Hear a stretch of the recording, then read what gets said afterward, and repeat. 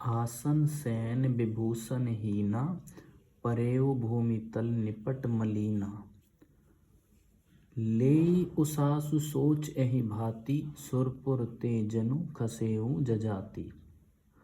राजा आसन सैया और आभूषणों से रहित बिल्कुल मलिन उदास पृथ्वी पर पड़े हुए हैं। वे लंबी सांसें लेकर इस प्रकार सोच करते हैं मानो राजा ययाति स्वर्ग से गिरकर सोच कर रहे हों।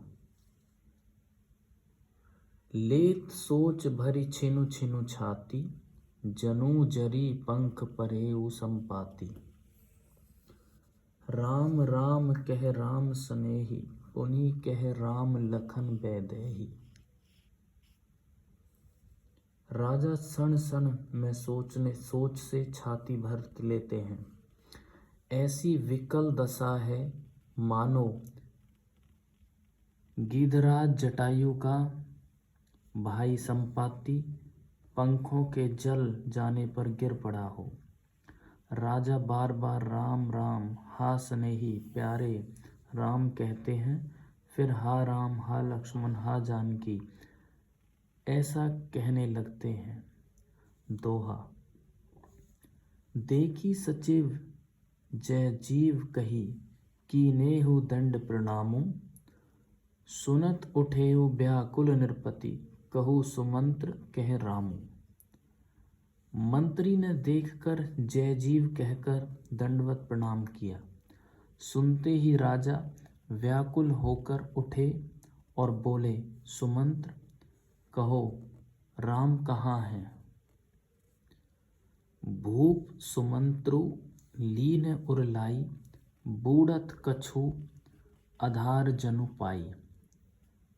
सहित स्नेह निकट बैठारी, पूछत राउ नैन भरी बारी। राजा ने सुमंत्र को हृदय से लगा लिया मानो डूबते हुए आदमी को कुछ सहारा मिल गया हो। मंत्री को स्नेह के साथ पास बैठाकर नेत्रों में जल भरकर राजा पूछने लगे, राम कुशल कहु सखा स्नेही, कह रघुनाथ लखनु बैदेही। आने फेरी की बनहि सिधाए, सुनत सचिव लोचन जल छाए।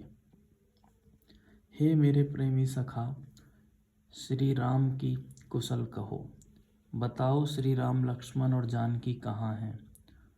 उन्हें लौटा लाए हो कि वे वन को चले गए। यह सुनते ही मंत्री के नेत्रों में जल भर आया। शोक बिकल पुनि पूछ नरेशु, कहु सिय राम लखन संदेशु। राम रूप गुणशील स्वभाव, सुमिर सुमिर उर सोचत राउ। शोक से व्याकुल होकर राजा फिर पूछने लगे, सीता राम और लक्ष्मण का संदेशा तो कहो। श्री रामचंद्र जी के रूप गुण शील और स्वभाव को याद कर करके राजा हृदय में सोच करते हैं।